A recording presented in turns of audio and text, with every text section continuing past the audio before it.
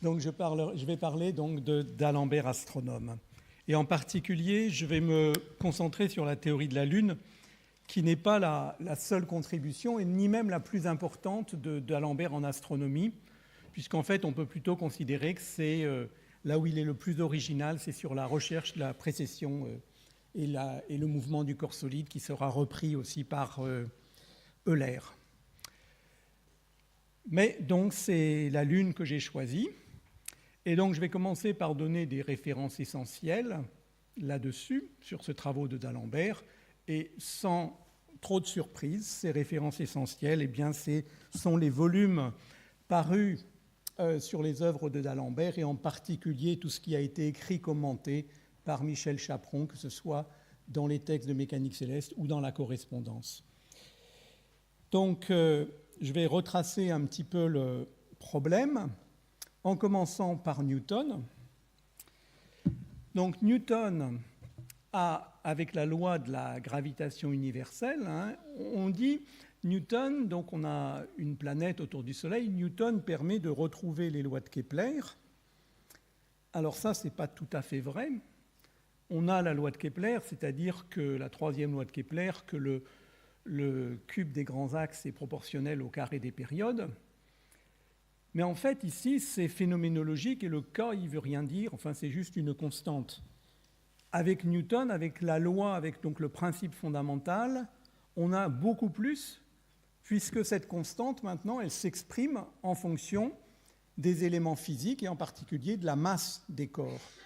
Donc, il suffit maintenant d'observer la période et on va trouver, et la distance, et on va trouver la masse des corps. Et c'est ce que fait Newton dans les Principia. Et il va trouver comme ça, à partir des satellites de Jupiter, la masse de Jupiter. Vous voyez, il trouve 1067, enfin 1 1067e de la masse du Soleil, alors que la valeur réelle, c'est 1047. Et pour Saturne aussi, une valeur très approchée. Pour la Terre, il n'a pas aussi bien parce qu'il ne connaît pas la distance. Là, il faut la distance absolue Terre-Lune qu'il n'a pas, ou Terre-Soleil. Donc tout ça pour dire que la loi de Newton, c'était vraiment apparu comme une grande révolution, c'est-à-dire, et contester la loi de Newton, c'était quelque chose auquel les astronomes et les physiciens ne voulaient pas penser. C'est-à-dire, c'était savoir si la loi de Newton était vraiment la loi qui régissait le mouvement des corps célestes, c'était une question fondamentale, puisqu'en fait, ça aurait voulu qu'il fallait changer beaucoup de choses. Et pourtant, il y avait deux gros problèmes qui subsistaient dans les observations. Le premier de ces problèmes, c'était le fait que Jupiter et Saturne ne semblaient pas suivre les principes de la loi de Newton, parce qu'en fait, la loi de Newton, là, je l'ai dit, pour une planète autour du Soleil, mais dès qu'on a deux planètes comme Jupiter et Saturne, elles vont se perturber. Newton était bien conscient de ces perturbations, mais le calcul en est plus difficile. Et en fait, si on regardait par rapport à ce qu'on pouvait prédire, on trouvait un gros écart dans les observations, et particulièrement les observations anciennes. On avait, là, je montre dans le ciel, entre Saturne observé par les Chaldéens en l'an 228 avant Jésus-Christ, et la position que l'on pouvait calculer à partir de la loi de Newton, il y avait 5 degrés d'écart, ce qui était totalement impossible eu égard à la précision des observations. Donc, cette question, comme question importante du XVIIIe siècle, était mise au concours par l'Académie des sciences. C'était comme ça qu'on procédait à l'époque. On mettait des questions importantes au concours. Et le premier à répondre à cette question, ça c'était la question de 1748, c'était Euler, qui répond donc à cette question. Et dans son mémoire, il avoue deux choses. Il avoue qu'il n'a pas réussi à répondre à la question. Bon, il a quand même eu le prix. Et en même temps, il regarde la Lune. Il regarde la Lune et là, il se rend compte aussi, il y a donc cette discussion sur le mouvement de la Lune et en particulier le mouvement qui, selon lui, n'a pas l'air de suivre la loi de Newton non plus. Donc en fait, on voit qu'il y a une grande interrogation sur est-ce que est-ce que la loi newtonienne, est-ce que c'est vraiment en 1 sur R2, en 1 sur D2 qu'il faut que la loi qui régit le mouvement des corps célestes? Et alors, pour ce qui est de la Lune, le problème était extrêmement important. Le problème était extrêmement important, ce n'était pas seulement une question fondamentale pour la science, c'était aussi une question fondamentale économique pour la société. Alors pourquoi une question économique? Eh bien tout simplement parce que les navires avaient besoin de faire le point, et en particulier on s'en est rendu compte après le désastre de Sorlingue en 1707, et Aérosa large aux îles Scilly. Toute une escadre était perdue dans le brouillard, et ne s'était absolument pas rendu compte qu'elle s'était déportée et se retrouvait dans les récifs des îles Scilly. Résultat, il y a eu 4 vaisseaux de perdus, 1400 morts.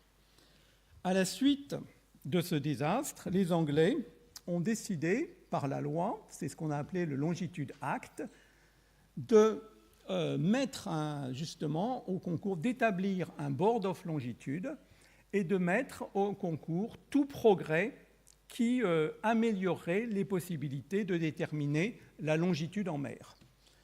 Et donc, on voulait la longitude à peu près, donc vous voyez, le prix, c'est 20 000 livres pour une précision de 30 000 nautiques, ou bien 10 000 livres pour une précision de 60 000 nautiques.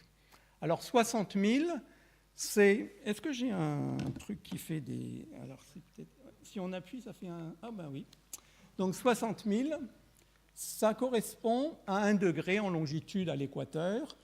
Et en fait, 4 minutes de temps, c'est-à-dire qu'il faut connaître donc l'heure à la 4 minutes près, ce qui n'était pas possible à l'époque. Et on pouvait, à ce moment-là, se dire qu'on n'a pas de chronomètre, mais on peut chercher un chronomètre céleste. Et alors, le chronomètre céleste qu'on imagine qui pouvait se faire, c'est regarder le mouvement de la Lune sur le fond des étoiles. Et donc, 4 minutes de temps, ça correspond à 2 minutes d'arc de précision dans la position de la Lune. Alors, ce n'est pas si simple que ça, parce qu'en plus, on a le problème que la Terre tourne, et ça fait qu'en fait, la précision finale, c'est que pour avoir 1 degré de précision de longitude en mer, il faut une théorie de la Lune précise à 1 minute d'arc. Donc voilà une source possible, et voilà pourquoi on a cherché à avoir des solutions de la Lune précises avec à peu près 1 minute d'arc. Et cette question, donc là c'est le Longitude Act, mais elle était mise aussi à prix par l'Académie des sciences. Vous voyez, en 1945, la question c'était chercher la meilleure manière de trouver l'heure en mer par l'observation, soit dans le jour, soit dans les crépuscules, et surtout la nuit quand on ne voit pas l'horizon. Ce prix avait été mis en 1945, renvoyé en 1947 parce que les questions étaient jugées pas satisfaisantes, et il a été partagé entre Euler et Bernoulli, dont on a déjà parlé. Alors maintenant, je vais vous montrer pourquoi, et là j'espère que je serai compréhensible pour tous, pourquoi c'est difficile de faire une solution de la Lune à 1 minute d'arc. Eh bien, en fait, depuis longtemps, on s'était aperçu d'irrégularités dans le mouvement de la Lune. Même Ptolémée avait trouvé les premières irrégularités d'un mouvement circulaire ou elliptique de la Lune. Et vous voyez, on a des termes qui font ici 76 minutes. D'autres termes trouvés par Tycho Brahe, par l'observation, ici fait 40 minutes, ici fait 11 minutes. Donc déjà, si on veut 1 minute, il faut les connaître précisément. Et puis, en plus, tous les autres termes, ça c'est les plus gros. En fait, pour avoir une solution précise à 1 minute d'arc, des termes comme ça, il en faut à peu près 40. Et donc, c'était pas du tout... Newton avait déjà calculé une partie de ces termes, mais avec une certaine précision, pas celle-là, pas à la minute près, il n'avait pas les 40 termes. Mais la plus grande difficulté vient du mouvement de précession de l'orbite de la Lune. Alors, ce mouvement de précession, on a le plan de l'orbite de la Lune qui va bouger. Vous voyez, j'ai mis l'orbite de la Lune là, et je regarde comment il bouge. En fait, il bouge comme ça. Donc ça, c'est presque circulaire, ça, c'est pas trop méchant, et il bouge en 18 en 6. Ça ne va pas être le problème le plus important. Le problème qui va être... Et là, vous voyez l'amplitude, je donne un peu l'amplitude résultante. C'est-à-dire que si on ne prend pas en compte, on a 150 minutes d'erreur. Donc, c'est pas... Et ici, maintenant, pour le périhélie, voilà le mouvement du périhélie. Et alors, vous voyez déjà que c'est beaucoup plus compliqué. L'amplitude 200 minutes, le périhélie, c'est l'orbite, donc la précession dans le plan de l'orbite. Et en fait, ce qu'on voit, et ce qu'on voyait déjà par l'observation, c'est que ce périhélie bouge beaucoup plus vite, avec une période, lui, de 8 ans, enfin 9 ans à peu près. C'est-à-dire le période, en fait, il va 2 fois plus vite que le nœud. Périgée, c'est parce que j'ai tellement l'habitude de m'occuper des planètes. D'ailleurs, j'ai marqué périgée, là, que je parle du... Voilà. Mais pour vous montrer un peu plus précisément ceci, je vais l'illustrer directement.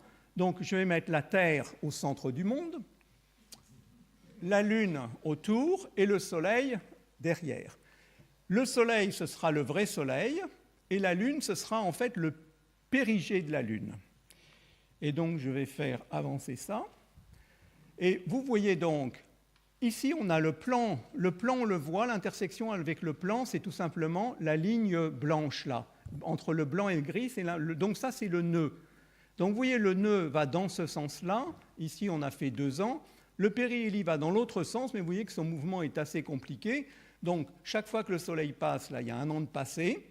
Et donc, vous avez le mouvement ici du nœud qui est assez régulier, qui est lent, et du périhélie, beaucoup plus rapide, mais aussi avec en plus ces grandes oscillations. Alors, le premier... Donc, Newton avait déjà fait des calculs, mais en fait, on se rend compte, quand on regarde les textes des gens du XVIIIe, qu'ils avaient, eux, déjà du mal à lire Newton. C'est-à-dire tout ce qui était dans Newton n'avait pas été bien lu aussi.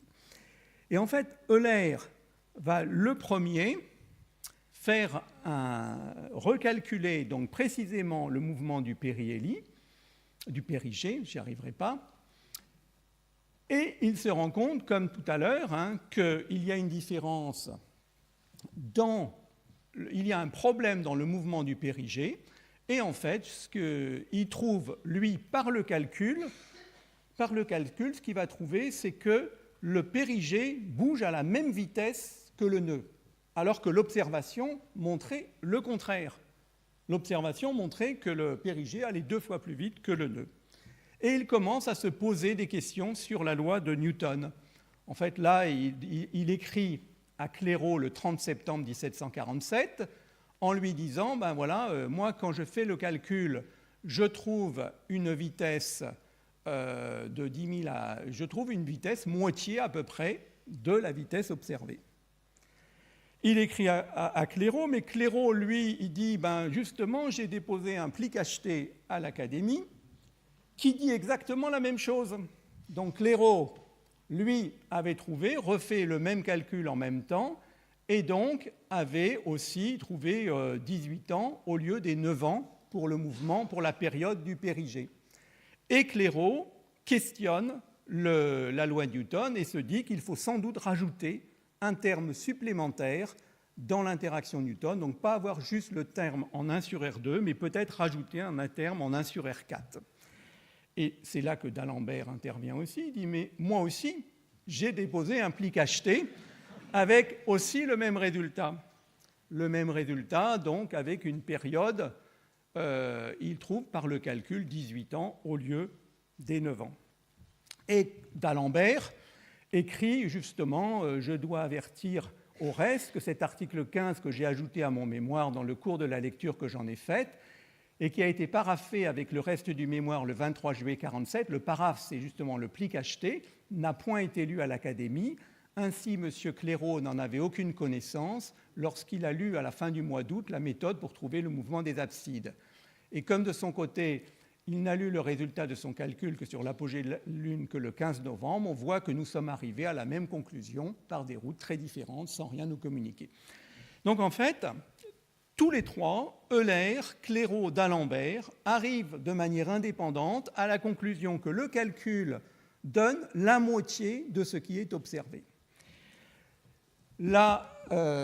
Clairaut avait proposé de rajouter un terme en 1 sur distance 1 sur R4, mais ça, c'est vraiment changer, faire un changement important, et c'est donc remettre en question la loi Newton Et il y a eu beaucoup d'opposition à ça, en particulier de Buffon, qui donne par des arguments théorique un petit peu, lui explique que ce n'est pas possible de changer, de rajouter ce terme-là. Bon, et il suggère, il se dit, plutôt que de rajouter un terme en 1 sur R4, peut-être qu'il y a un autre effet, comme par exemple une force magnétique entre la Lune et le Soleil. D'Alembert est assez d'accord pour la force magnétique. Il écrit à Cramer en 1948, il lui dit « À l'égard de la cause qui se joint à la force du Soleil pour altérer le mouvement de la Lune, je ne serais point surpris que le magnétisme fût cette cause. » Donc vous voyez, tout le monde trouve la même chose, il faut une explication, donc un terme en R sur R4 pour Clairaut, le magnétisme pour d'Alembert. Mais en fait, sur cette question, c'est Clairaut qui va donner une réponse différente. Il va rétracter en fait son terme en 1 sur R4 en donnant en 48, enfin en 49, il va dire « Je suis parvenu à concilier assez exactement les observations sur le mouvement de l'apogée de la Lune avec la théorie de l'attraction, sans supposer d'autre force attractive que celle qui suit la proportion inverse du carré des distances. » Alors en fait, la manière dont ça se fait, c'est qu'il lit un résumé à l'Académie en disant qu'il y a un pli cacheté qui donne tous les détails, et après il sera publié justement en 1949 avec tous les résultats. Donc vous voyez, maintenant Clairaut trouve qu'on a accord entre le calcul et la théorie. Alors pour le comprendre, on peut regarder et comparer un peu avec ce que fera ultérieurement Delaunay. En fait, le mouvement du nœud de la Lune s'obtient par Delaunay comme une série de termes, série développée en le rapport des périodes de la Terre et du Soleil et de la Lune, qui vaut à peu près un tiers, un 13e. Donc vous voyez, on a des termes et on a une série avec des termes qui décroissent. Et donc pour le nœud, le premier terme, en fait, ce que calculait Euler, Clairaut, d'Alembert en 1747, c'est uniquement le premier terme. Donc avec le premier terme, pour le nœud, l'avance du nœud de la Lune, ils avaient un résultat qui était à peu près correct. Et ils trouvaient une période de 18 ans 6. Maintenant, pour le périgée, il en est tout autrement, puisque le deuxième terme est quasiment la même taille que le premier. Et la somme de tous les termes ici va valoir la même contribution que le premier. Donc en ne calculant que le premier terme du développement, eh bien, il n'avait que la moitié de la valeur de la vitesse. Et ce qui était surprenant, c'était comme en plus c'était de l'ordre d'un facteur 2, il pouvait se dire, oui, il y a vraiment quelque chose qui manque dans cette solution. Ça paraissait très vraisemblable. Et en fait, c'est juste à partir de ce moment-là qu'ils se sont rendus compte qu'on ne pouvait pas se contenter d'un calcul au premier ordre et qu'il fallait en fait calculer une solution approchée et réintégrer cette solution dans les équations, ce qui est très compliqué, pour arriver à calculer les effets de la correction sur les corrections. Et donc là, dans un deuxième temps, aussi bien Euler, en fait ce qui va se passer, c'est que Euler va à nouveau mettre à prix la question de la Lune, mais il va la mettre à prix, il va poser à Saint-Pétersbourg, à l'Académie de Saint-Pétersbourg, il donne comme prix à la question justement de donner tous les termes d'une solution de la Lune.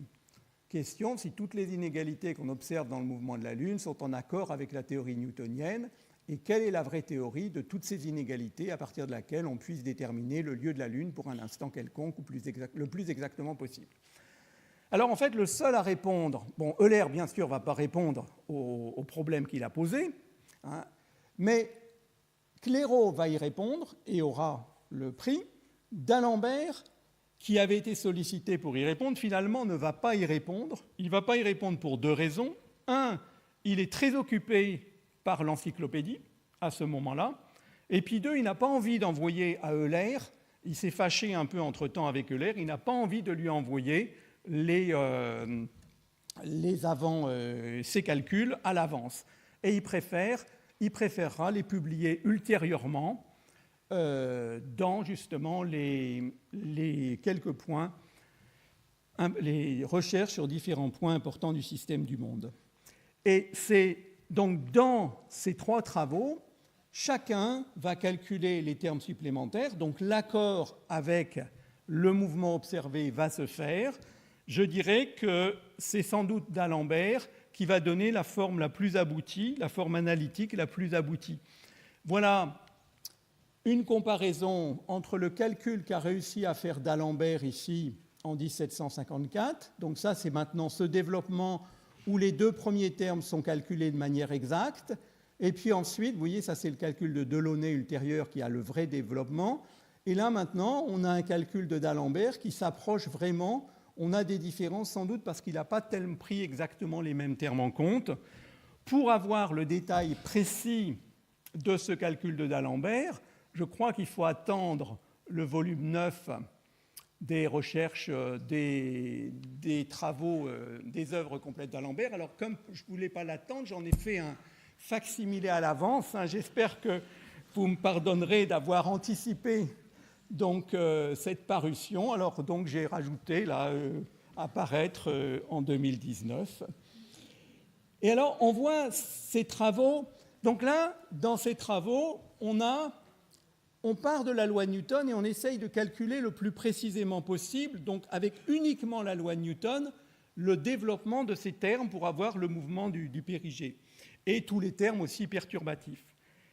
Eh bien, en fait, ce qui est surprenant, enfin, ce n'est pas surprenant, mais finalement, aucun de ces travaux ne va être utilisé pour la navigation ensuite. Et le travail qui va être utilisé, c'est celui de Tobias Mayer, qui va faire des tables de la Lune, non pas précises à 1 minute d'arc, mais à 2 minutes d'arc. Et alors, quelle est la différence entre le travail de Tobias Mayer et les autres ? Tobias Mayer, il reprend le travail d'Euler. Euler a calculé un certain nombre de termes périodiques, mais chacun des calculs est fait de manière approchée, puisque c'est donné par des séries dont il n'a que le début.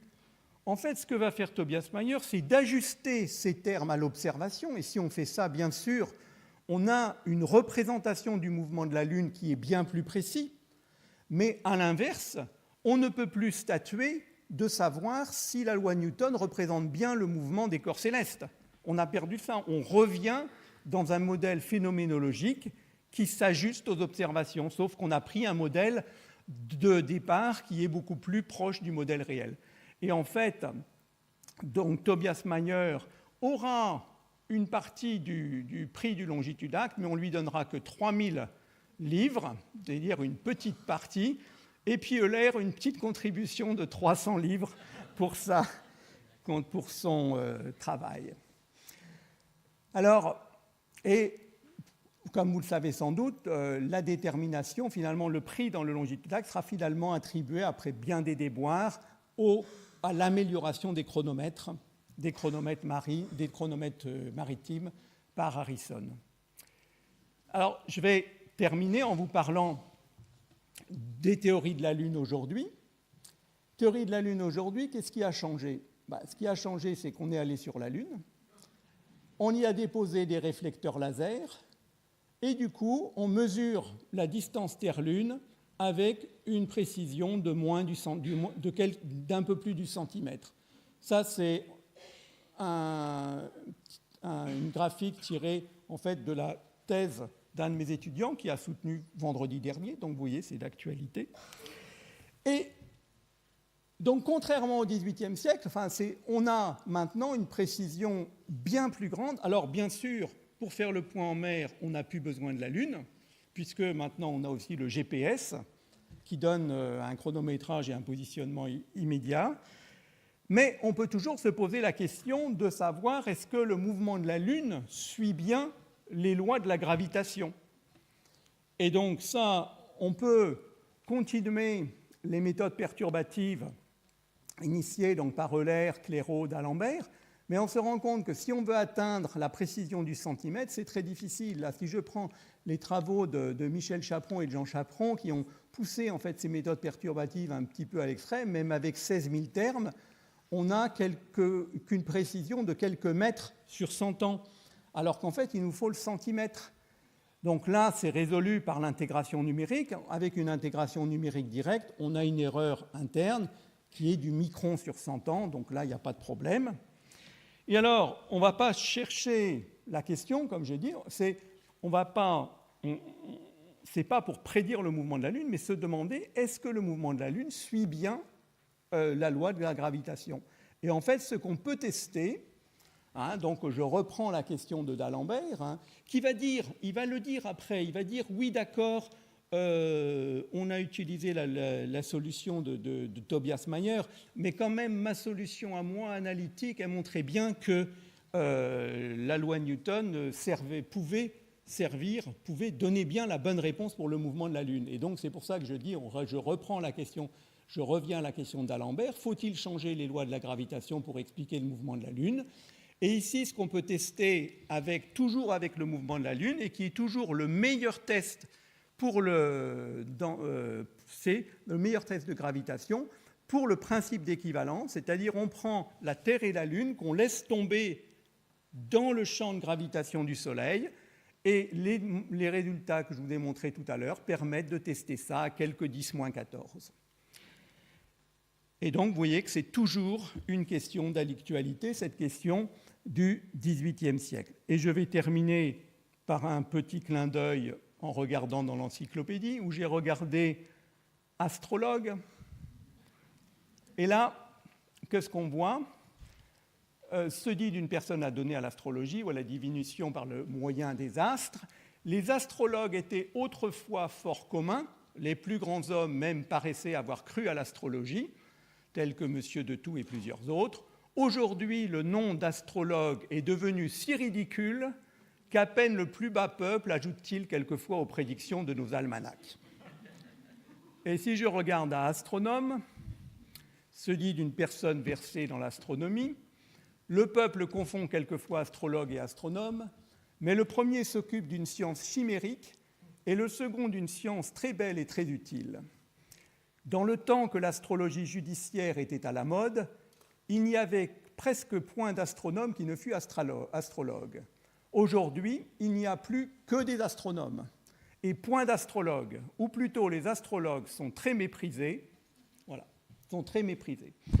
Eh bien, j'aimerais bien qu'il en soit autant ainsi maintenant.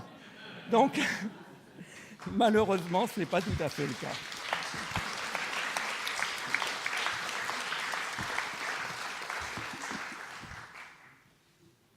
Merci beaucoup, Jacques. Question ?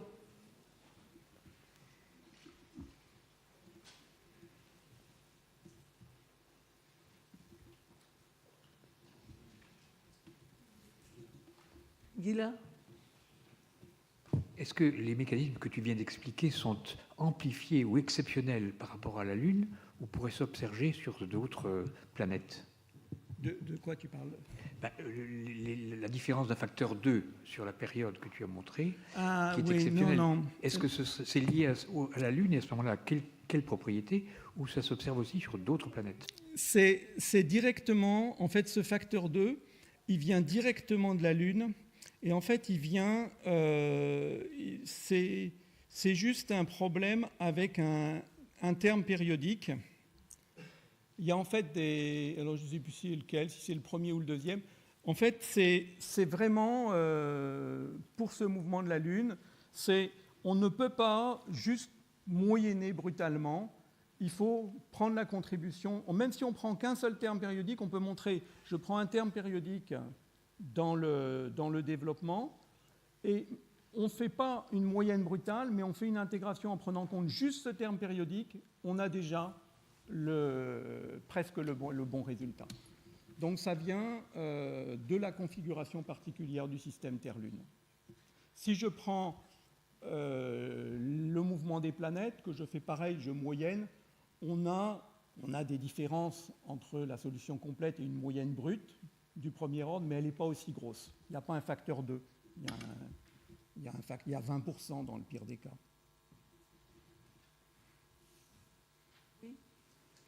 Morena Naum, professeur de mathématiques, que dit la relativité générale à propos de ce problème ?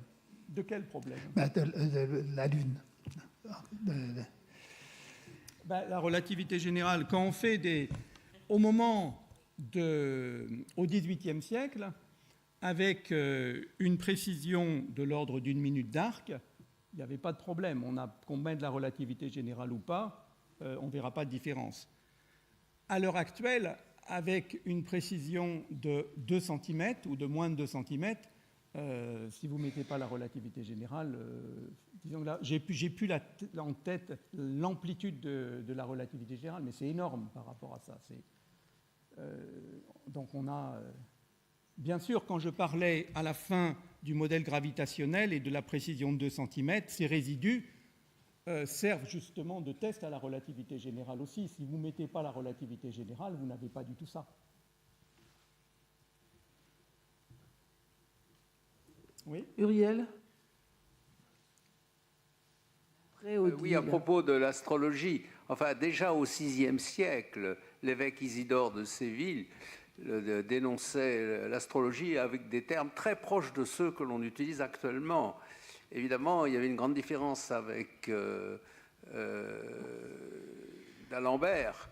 Bon, d'Alembert n'était pas très croyant, tandis qu'Isidore avait d'autres raisons aussi de dénoncer l'astrologie. Mais moi, ce que je trouve admirable, c'est de voir que dans l'encyclopédie, justement, il a l'air d'écrire que vraiment l'astrologie, plus personne n'y croit, il n'y a vraiment plus que... Alors, je doute, je pense que c'est militant. C'est militant, c'est pas... Il aimerait bien qu'il en soit ainsi. Je doute fort qu'à l'époque, la réalité soit conforme à ce qui est dit dans l'astrologie. Mais j'aimerais bien voir dans les encyclopédies actuelles des propos aussi virulents contre l'astrologie, et ce n'est pas du tout le cas. Odile? Vu la précision recherchée actuellement pour ces distances, est-ce que finalement, par exemple, des tremblements de terre ou des mouvements de la croûte terrestre peuvent influencer tous les paramètres? Oui, ça peut... Disons que... non, mais là, ça, c'est le résidu. En fait, l'observation est plus précise que le résidu actuel. Ça veut dire que les observations qui sont faites avec les lasers, sont précises. Une observation est précise à quelques millimètres. Donc, quelques millimètres, donc vous voyez, c'est... Quelques millimètres, c'est entre donc n'importe quoi. Il faut bien sûr les marées, il faut en tenir compte, il faut tenir compte de la météo qui va changer la vitesse de propagation du laser dans l'atmosphère, la dilatation du régolithe sur la Lune qui peut faire bouger un peu le miroir, enfin c'est tout ça. Mais on essaye d'enlever tout ça pour retrouver juste ce qui provient de la gravitation, parce que le but c'est de tester la loi de gravitation. Jacques? Oui, c'est une question de marin. Il semble donc que les concours qui ont été faits par la Royal Society, l'Académie des sciences, et à la suite, par exemple, du naufrage des îles Scilly. Et je suis vraiment étonné parce que les îles Scilly, elles doivent être à 15 000, quelque chose comme ça, de la côte. Et donc, les buts qui étaient demandés... c'est sûrement réaliste en termes d'attente des réponses, mais le but qui était demandé, c'est-à-dire avoir une précision... il voulait 30 000. De 30 000, c'était des buts... tu veux dire que ça n'aurait pas suffi? Ah, loin de là. Je veux dire, oui, mais je pense que... Donc, je me demande comment étaient construits, en fait, les prix. Non, mais je pense que là ils étaient tellement... Oui. Ça semble être juste ce qu'on connaît encore maintenant, un alibi pour construire la question plutôt qu'une vraie question pratique, non? Je pense qu'à l'époque, ça paraissait tellement inaccessible qu'on mettait ça comme but, que déjà arriver à cette précision paraissait quelque chose de très intéressant. Puisqu'il a fallu... On voit bien que finalement, ce longitudinal, entre le moment où il a été posé et sa résolution, il a fallu 50 ans ou un peu plus. Ce que je veux dire, c'est que maintenant, on voit souvent des appels d'offres qui sont faits au nom de questions sociétales, etc., parce que c'est comme ça qu'on a de l'argent. Oui. Mais j'ai l'impression qu'ici, c'était un argument pour obtenir un financement, un prix sur un sujet, mais qui était un argument... je vais dire, de communication plus que... Je pense pas. Je pense que c'était vraiment l'argument sociétal là, pour le Longitude Act. Hein. Bon. C'est d'ailleurs aussi l'argument qui a présidé à la création du Bureau des longitudes, hein, ultérieurement, donc pendant la Révolution, où on considérait que la question n'était pas encore réglée et on voulait encore améliorer le perfectionnement de la détermination des longitudes en mer. Et donc là, acte de la Convention, qui était quand même aussi un acte sociétal pour arriver à résoudre ce problème. Oui. Et gagner la maîtrise en mer par rapport aux Anglais. Oui. Oui, rapidement. Juste en vous écoutant, j'ai été surpris. Ils ont voulu rajouter un terme en 1 sur R4 à la sacro-sainte loi de Newton. Donc, Clairaut, oui. Oui, je parlais du 1 sur R2 de Newton. Oui, Clairaut a voulu rajouter le 1 sur R4. C'est ça. Et donc, je trouve ça surprenant pour tout un ensemble de chercheurs qui ont engendré qui ont eu comme disciple, par exemple, Laplace, qui est connu pour son déterminisme. Et donc, ça m'étonne parce que d'un côté, on a des physiciens qui peuvent très bien jouer sur des théories aussi fondamentales. Non, mais c'est une très bonne chose de vouloir rajouter le 1 terme en 1 sur R4. On a une théorie qui ne colle pas aux observations. Donc, on a plusieurs manières d'essayer de le résoudre. Soit on se dit qu'il faut rajouter un effet physique, ce que proposait Buffon ou d'Alembert avec le magnétisme, et qui était aussi farfelu, farfelu après coup, pas du tout farfelu au moment où il est proposé, puisqu'on ne le connaissait pas. Changer la loi, on fait ça quotidiennement aujourd'hui. Pour la gravitation, pour essayer d'expliquer la matière noire ou l'énergie noire, il y a 10 000 théories alternatives de la gravitation. Aucune de ces théories n'est ridicule. Elles sont toutes... l'essentiel, c'est qu'elles puissent être en accord avec tout ce qui existe déjà.